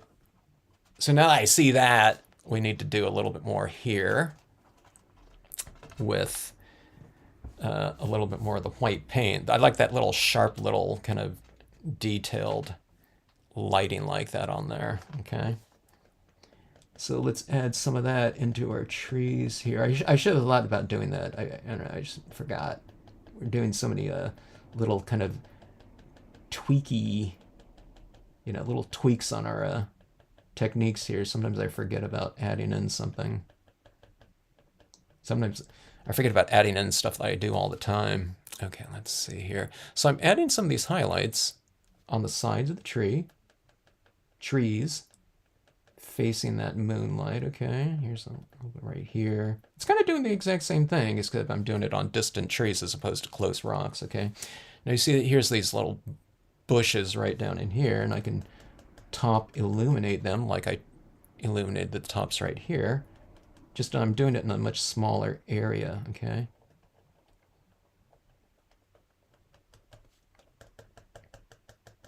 Yeah, this is adding in some decent little, whatever, contrasting textures here. I think it's adding in just what it needed, I think. All right, so see, here's this tree trunk right here. Let's illuminate that. I'm flipping it upside down so I can get this little, kind of a little bit more of a graceful kind of, I don't know, whatever check mark like that. But see, that tree really stands out a little bit more now, huh? It's one of those things that's like really, it's subtle. You can do it or not, but I think it stands out quite a bit, with those little touches. I like doing it in like autumn scenes as well too, where I use a lot of color on the trees. So sometimes you lose kind of that structure of the the trunk in there.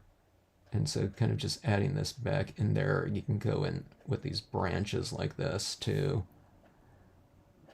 These branches don't exist really on the design. I'm just kind of adding them in like that.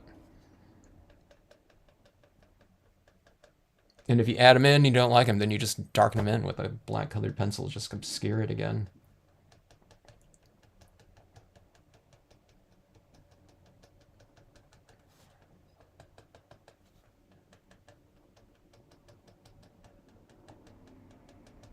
All right, so I get that right there. Let's take a look and see.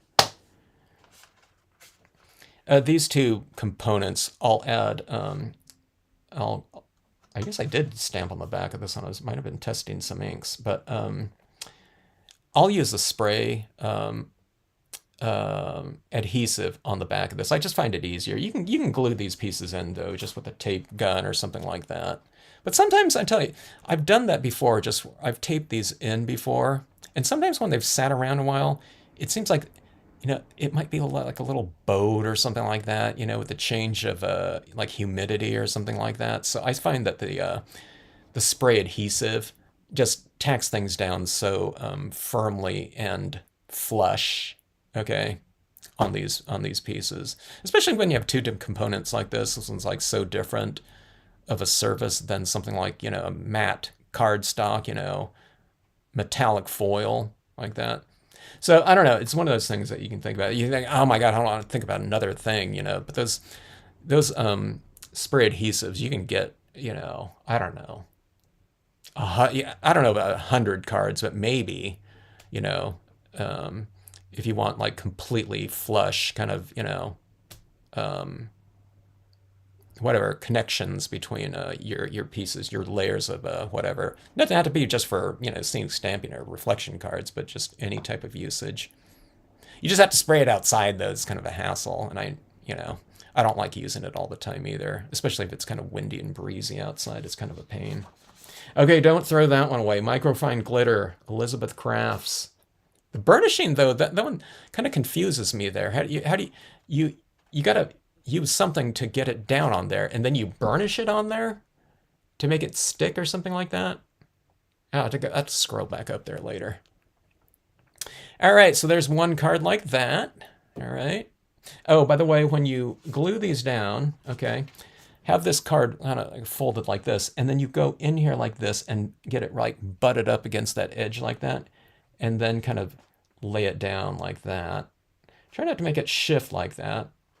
I mean, it's not hard to do it, but if I don't do these like for a while, I kind of have to remember that. And then once this is in here, you have this one with either your tape run or whatever glue on there. And then you get this, and then go right there, favor that connection point, the crease, okay? And then lay it down like that, okay? So that it's nice and firm. So you don't have this like space in between there like that. See, like that space in there, even if it's like small like that, it really kind of shows up like that. So you want it butted up against there really firmly. It's not hard to do, but it's just something you have to kind of think about with these folded ones like this, okay? But there you go. Moonlight over the Cabin Lake. That's like the worst title in the history of titles right there. But anyway, that's one piece right here, okay. And here is the other one like this, with the baby sea turtles like that. There you go. Out a little bit. Like this. And if you... Some people have questions about, if someone has never received or seen a reflection card before, a horizon card, how will they know how to... People know how to look at it, I send that's a valid question, but I've sent these out to people that aren't crafters at all. They know what it was, they know how to view it. And plus, they have it on display. It goes on a mantle. That's like a perfect spot for it, or something like that. I think you put it on the table, and it's just, these cards kind of stick up like this anyway, or you can put something behind there. I think someone did kind of come up with some kind of contraption for it. Maybe by the time it gets to someone, it doesn't like spring out and stay at a 45-degree angle like inherently. But I don't know. They'll know what to do if you have questions about that. All right. So anyway, 2 reflection cards. A little bit different. This is the one how they usually look, because I usually don't put in so much texturing in here like that, but I think the texturing looks really good. If you want to, you can put a lot of stuff in there. You just don't want to block off the thing that you want reflected in here prominently, okay? So if it's like a moon or something like that, you want that moon to be kind of reflected down here really well. So I wouldn't put in too much stuff in here blocking it. Or this area up here, I find them to be more effective, kind of more simple up here, in these areas, because there's more contrast. Sometimes I've stamped a bunch of, like a whole scene up here with a bunch of stuff in the background, and then the reflection it's not really very defined. And you can kind of see it's water, but less so than by leaving it a little bit more open. So it makes for kind of quick composition. I mean, these top areas up here, this is like one stamp up here. I just stamped, the left side of it over here, but it's one stamp up here. Here's one stamp on this one too. Let me see, how many stamps did I use on this one up here? Yeah, this is one stamp again. So I stamped this right here, but then I stamped this side of it right over here, okay? Now, I mean, I'm using the background papers, from Deanna. So if I was stamping this in here, it would be just like a moon stamp. We're putting tone around it or something like that. Or you can have some kind of transitioning sky in there or whatever. It could be a white sky too, or a blue sky or something like that, and that would be fine. So, in the lower portions, I think these look fairly complex, but this area right down here is just like, it's the horse, a couple bushes right here, and that, that texturing in there, which you don't even have to do. You can just stamp like one thing in there. Or reflection cards could have nothing down here, and you just have this area reflected down there, and that looks pretty cool too. And then you just kind of add more and more accordingly. Airbnb, yeah. All right, so if anyone wants to stay there, it's at a very reasonable rate. It looks like that year-round. It doesn't change, you're not going to be going there in the winter time and get snowed out. And there's no mosquitoes, which is the big thing. And it's free, first come, first serve. Glad you like it, Jeannie. Your detail, once again, finish these scenes off. Oh, fun with the little details like that, huh, Linda? You gotta bust out those itsy bitsy crystals, or we need to look into the micro fine glitter. Okay, so did anyone answer that with the micro fine glitter? You rub it in with your finger, will make it look like you foiled it. Okay, but is something on the paper though first? Or you don't just take the microfine glitter and just rub it in there. Or is the microfine glitter in like some sort of, vehicle, like a solution or something like that?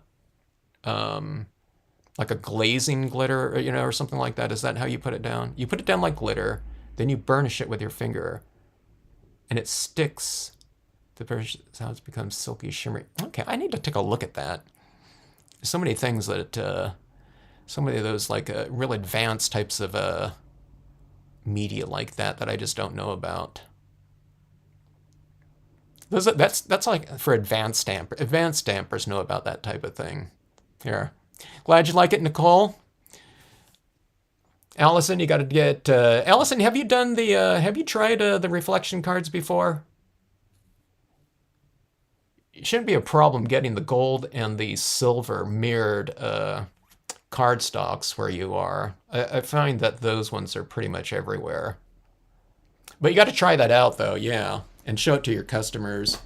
I've known people that have made cards, too, and they sell them, right? They sell them on Etsy or whatever, and I'm fine with that, you know, with the Stampscapes stamps. But she told me that when she did... she took a class with me. You don't have to take a class with me to, you know, be able to do these cards, though. But we made them in like a Zoom class one time, and then she made a bunch of them for her product line. And she went out. I forgot where she sold them at, like some kind of like street art fair or something like that. She said, man, she sold a bunch of them, and she says, you know, she said what everyone. Okay, some of her like regular customers bought like one. Okay, cards usually or something like that, okay? But she said that she sold like the whole range of the reflection cards. And the quote was, because her customers wanted to see what they do. You know what I mean? So these cards are kind of like, I don't know, they're like they almost are like something, you know, that happens with them, because there's kind of movement in them a little bit, you know, and I mean, there's nothing kind of, it was almost like they were buying like a pop-up card or something like that, or, you know, those books or those cards, you know, that have a pull tab that do something, or something turns on or something like that. So that's what it kind of reminded me of, you know, with someone saying something like that. So these ones do have a bit of kind of, you know, there's a dynamic to them, you know what I mean? So, I don't know. It's kind of fun that way. And they're, like I said, you keep them simpler, you know, better, you know, on some of them. I've done some reflection cards, I think, where I just stamped like one image up here and put a little bit of tone over the top of it. And that one, to me, some of those really simple ones were, it's like that clean and simple card making group on Facebook. There's a certain thing, it's almost like a, you know, like a Zen type of garden, you know, where they're really sparse or something like that. It's like a Zen type of card, you know, you get that reflection in there, and then it's just like one thing to look at or something like that. I don't know, someone should do a reflection card sometime, you know, do a something up here like a photographs of some clouds and just stamp like a rock in the water. And then, you know, someone, you know, when you, if you ever have like a tough day, you open up the card and you just look into that Zen type of setting of a rock, and you can meditate. Oh, yeah, the World Series. All right, Cynthia. Yeah, I need to take a look at that score and see how things are going. Okay, you do use glue. Okay, I got it there. Hey, you don't need too much more practice, Allison. What are you doing with the reflection card? Just stamp something up there. It could be anything. But one of the things is, if you're stamping on the foils, just make sure that you're using the right kind of ink, okay? And I guess that's about it. Yeah, so stays on the lower portion. Now, if you're going to do any kind of blending down here, get yourself some, you know, the white brilliance and black if you want to, but black brilliance and layer like that. But, you know, it doesn't have to be Krylon spray fixative. You can probably get any kind of art spray fixatives where you are. Because anyone that does any kind of pastels, you know, charcoal or anything like that, or, you know, there's going to be spray fixatives out there. And you want to use and incorporate those in with it. But here's the thing, though. If you haven't been pleased with it, though, you might be stopping too early. Like, you saw me tweaking and changing things around. So if I did something that I didn't like, what I did was I tweaked it, okay? And I added in another layer of something. So sometimes it's just looking, a lot of times, like specific, it looks a little bit murky. Now, I'm talking about tweaking things around here. I just looked at something right here that needed, that could be done here. Let's go in here and add in that kind of softer kind of lighting right around in here. Like that, okay. It's so easy to add this white pigment ink right in here over the top of this surface that's matte cardstock. It's a little bit tricky when you're doing it over the top of foil here. Okay, now let's take a look at that. So you see that right there? That white kind of softening of that edge. So that might be, yeah, see, it's kind of reflected in that water a little bit more. Or, I don't know, it just looks better. It looks like that moonlight's kind of hitting that area a little bit more. And then you get that reflection of that mist down in the water. So it's like, you know, doing these reflection cards, those little types of tweaks like that and little detail things. It's like all of our efforts are like doubled.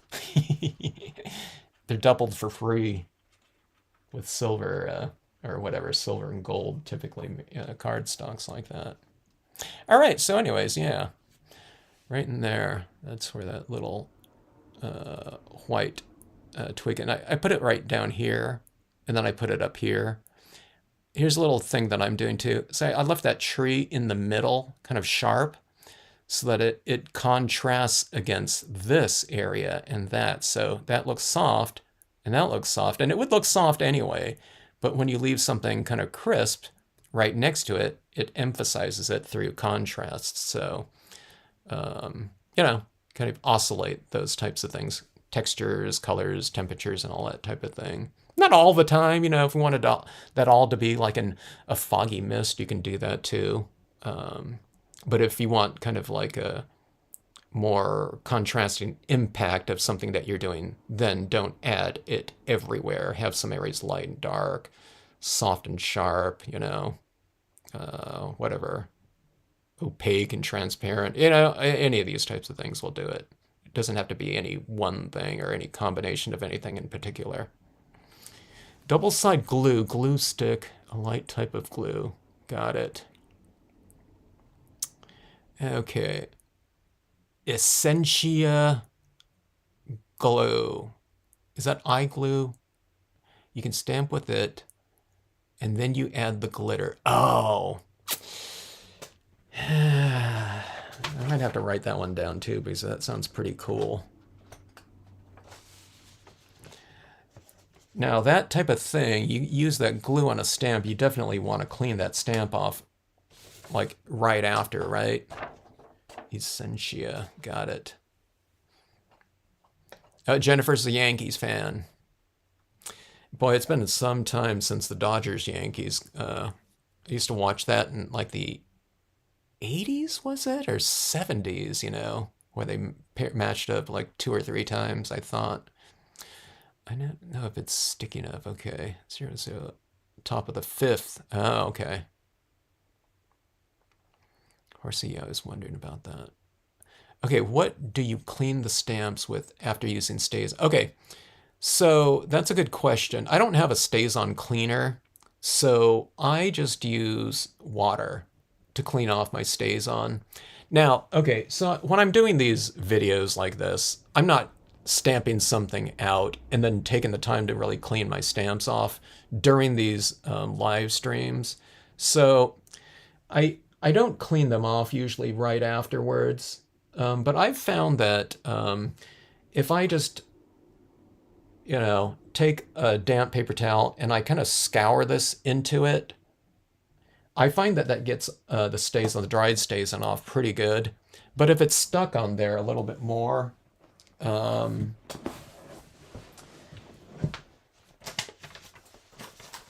I have one of these stamp pads, you know, those cleaning stamp pads. It's, I don't know, someone told me this is just a standard paint brush cleaner like that. It has that furry kind of thing.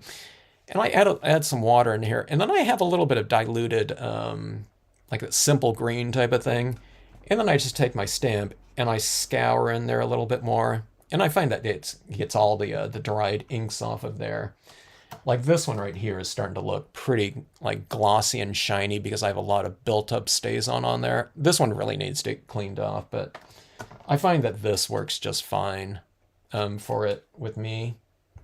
I guess you can take a toothbrush or something like that, but I usually don't find that I need to do that. But on the rubber, I find that it cleans off just fine. Okay, so Linda, you cleaned it off with the Stays-On cleaner. Maybe I should get some of that. It'd probably make my life, easier. It'd probably dissolve it much better and clean it off easier. But I haven't, though, before. It's because when I'm cleaning off all my stamps, I don't like to, I'm not like keeping I'm not keeping track of the ones that I used dye-based inks on, the water-based brilliance inks that I can just clean off with water, and the ones that I used with the Stays-On ink, because I'm usually kind of cleaning off like my stamps. I kind of start cleaning them off every, I don't know, it's usually several months before I start cleaning them, unless I'm stamping out a cloud or something like that, and I'm using blue on it one time, and then, okay, I'm going to stamp out a sunset scene, so I want to stamp out that cloud in like an orange next time. Then I got to clean that, blue out of all the grooves. But these images that I'm just stamping them out primarily in black, I don't, keep track of that at all. As far as having to use a specific type of cleaner on it. Because even if I stamp out like this in dye-based inks and brilliance inks, if it starts getting piled up on here, it starts to look shiny on there anyway, and I can't tell if that stays on or not too. So I'm not a vigilant cleaner. Oh, the Yankees Mets Subway Series, that would have been something. Yeah. Okay, yeah, Stays-On cleaner. And then the Stays-On cleaner too, if you stamp on this, the silver cardstock being that we're going into these reflection cards here, that Stays-On cleaner will wipe off the Stays-On off of that mirrored cardstock without any problem. That's right, Linda, right? The Stays-On did wipe off certain types of foils, though, that were a little bit more porous, I think it was. Essential glue. Okay, essential glue.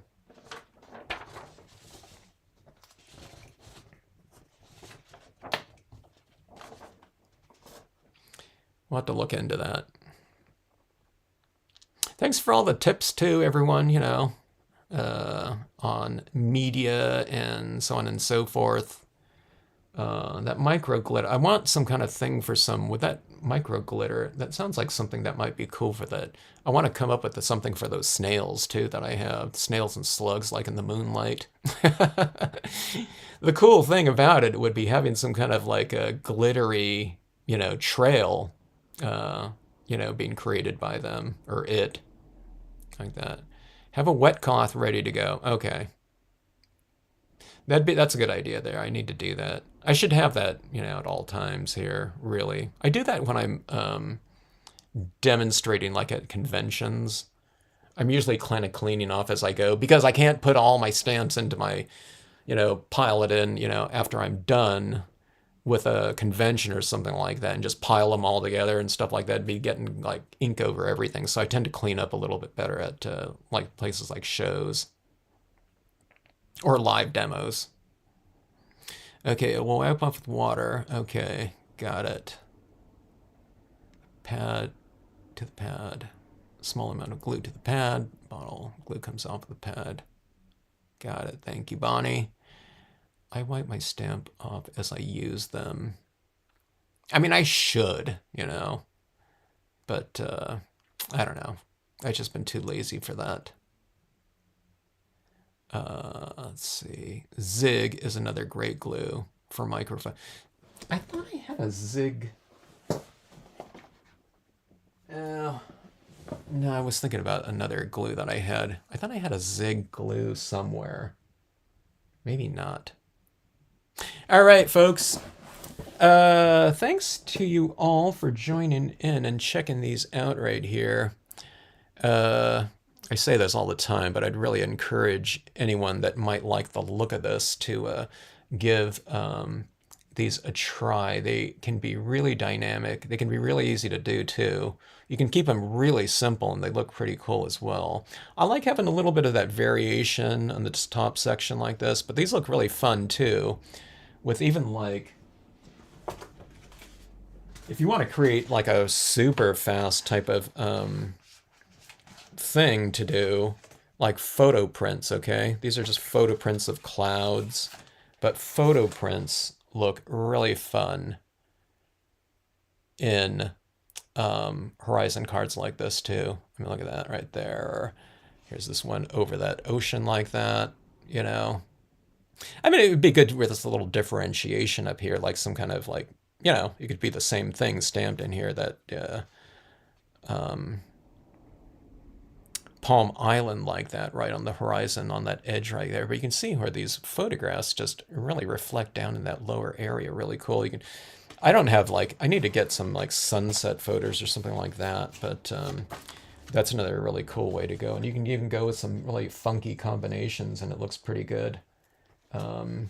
Here's like a wood grain paper right here. I don't like the wood grain paper, this warm wood grain paper too much with the silver. I think it looks okay, but if you put this right down here, the golden reflective cardstock with this, and you stamp stuff in here, of course, you know, but that makes for a pretty fun combination. But there's all kinds of things, you know, yet to be explored that I've never, you know, like looked into or haven't even considered. But when you're not using the reflective types of surfaces down here, if you just want to stamp out your Seaside Cove here on regular cardstock or something like this, where it's not reflective, it becomes a horizon card. And again, it has that three-dimensional look just for the very fact that there's this fold in here. You just have the kind of your horizon imagery kind of rising from that fold in there. So I would always have these components, you know, separate. Sometimes I, you know, before these live streams, if I know I'm not going to stamp too much right up in here or something like that, or if I'm not going to do too much in here. See, I need to spray seal this one more time because I've added that black in there, but I would have these pieces separate in terms of your components, and then I would glue them in after you finish off both of them. I think it's a little bit easier to work that way. All right. He doesn't clean off his tools because he only uses black stays on. Oh, that's it? Wow. What do you mean? So what he only uses black stays on? Huh. Aren't there black inks like within like the distress ink line? I guess it's not black black. That's like an aged black though, so it's a little bit more grayish, huh? Huh. Well, hey, I guess I'm glad he uses stays on because I don't want that kind of ink to disappear. So we need to, you know, someone like him using that. I know a lot of people don't like using stays on though. I think it's because of that cleaning aspect of it too, or something like that. Okay, does the zig is a pen? Yeah, okay. I think I have something like, I think I have a knockoff zig. I think it's these ones right here that I got. And I forgot what I was using them for. And this is a zig. But yeah, it's like that right there. I forgot what I bought these for. It was something that I had in mind, but I've since forgotten about it because I didn't do it. Okay, so he had the tones and colors. Okay. I was going to say, he has I would have thought he had some kind of black ink within his lines of different inks. All right, folks. Hope you have a great rest of evening.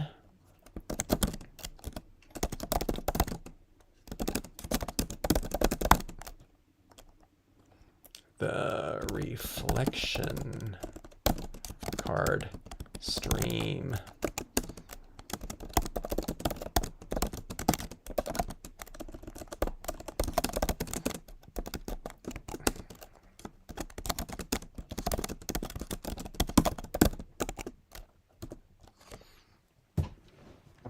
All right, folks, have a great rest of evening, or for those in Australia or wherever you are, good morning, good afternoon, and good light. Sounds like the Truman Show movie.